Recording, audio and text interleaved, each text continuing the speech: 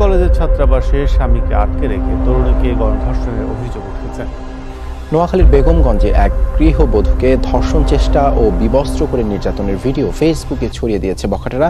তো 2 মাস যাবৎ ভয়ভীতি দেখিয়ে একাধিকবার ধর্ষণ করেছিল। মারধর করা হয় তাকে, পরে ধর্ষণ করে।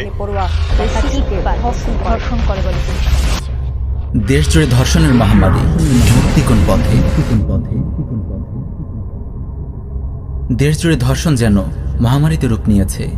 পত্রিকার পাতা খুললেই ধর্ষণ আর ধর্ষণ।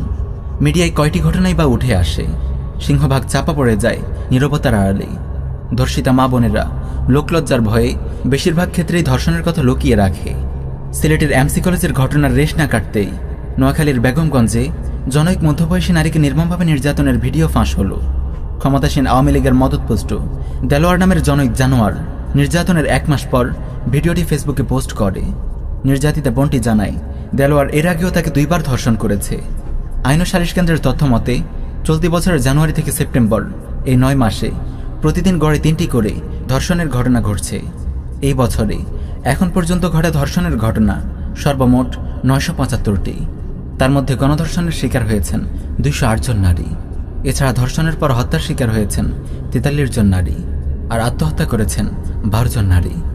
সামাজিক যোগাযোগ মাধ্যমে দেখা গেছে প্রত্যেকেই যার যার মতো করে ধর্ষণ বন্ধের ফর্মুলা হাজির করছেন, মতামত দিচ্ছেন, নানান রকম তথ্য ও কৌশল পেশ করছেন। প্রিয় দেশবাসী, ওয়াল্লাহি এই ধর্ষণ বন্ধ করার কোনো শক্তি এই তাগুতি রাষ্ট্র ব্যবস্থার নেই।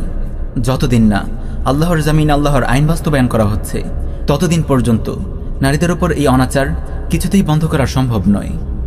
অনেকেই ভাবছেন সরকার কঠোরভাবে আইন প্রয়োগ করলেই ধর্ষণ বন্ধ হয়ে যাবে।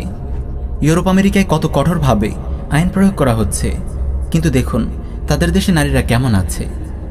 ন্যাশনাল ক্রাইম ভিক্টিমাইজেশন সার্ভে অনুযায়ী আমেরিকায় প্রতি 73 সেকেন্ডে একজন যৌন হয়রানির শিকার হয়, আর প্রতি 9 মিনিটে শিকার হয় একজন শিশু। আর যৌন হয়রানিকারী প্রতি 1000 গ্রেফতার হয় মাত্র 5 জন। প্রতি 6 জনের একজন আমেরিকান জীবনে একবার হলেও ধর্ষিত হয়।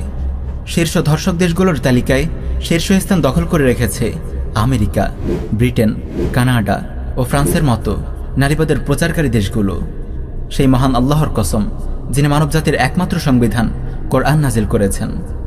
মানবরচিত নাপাক আইন দ্বারা পরিচালিত এই জাহিলি রাষ্ট্র ব্যবস্থা কিয়ামত পর্যন্ত ধর্ষণ বন্ধ করতে পারবে না।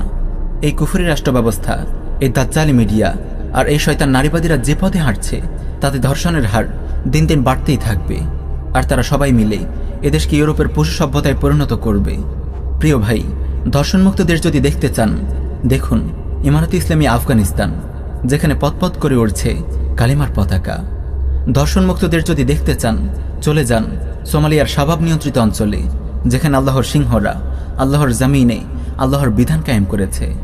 আমার মুসলিম ভাইয়েরা, চোখের সামনে আপনার মা বোনদের এমন করুণ দৃশ্য দেখেও আপনারা কোন দুঃখে তাগুতি সংবিধানের কাছে বিচার চাইছেন? এখন আল্লাহর দেয়া আইন বাস্তবায়ন ছাড়া ধর্ষণ বন্ধের দিবাস্বপ্ন দেখছেন? কেন আপনাদের মুখে কোরআনের হুদুদ কেসেসের কথা উচ্চারিত হয় না? আল্লাহর আইন বাস্তবায়ন করা কি ফরজ নয়? আল্লাহর নাজিলকৃত শরিয়াহকে পেছনে ছুড়ে ফেলে এই শয়তানি সংবিধানেই আপনারা কি সন্তুষ্ট হয়ে যাবেন? কোন গোমরাহ মোল্লার নাপাক ফতোয়া আপনাকে শরিয়াহ আইন চাইতে নিষেধ করছে? ভাবছেন এই মানববন্ধন, মিছিল মিটিং করে আল্লাহর পাকড়াও থেকে নিস্তার পেয়ে যাবেন? এই ধ্বংস বরবাদি থেকে নিজেদেরকে বাঁচানোর একটিই পথ, আল্লাহর জামিনে আল্লাহর শাসন প্রতিষ্ঠা করা। নির্বাচন আর গণতন্ত্রের কুফরি পথে যুগের পর যুগ ধরে হেঁটে যারা উম্মাহর বিপর্যয়কে ত্বরান্বিত করেছে, তাদের কি এখনো হুঁশ ফিরবে না? যারা উম্মাহর বিপর্যয়কে ত্বরান্বিত করেছে, তাদের কি এখনো হুঁশ ফিরবে না?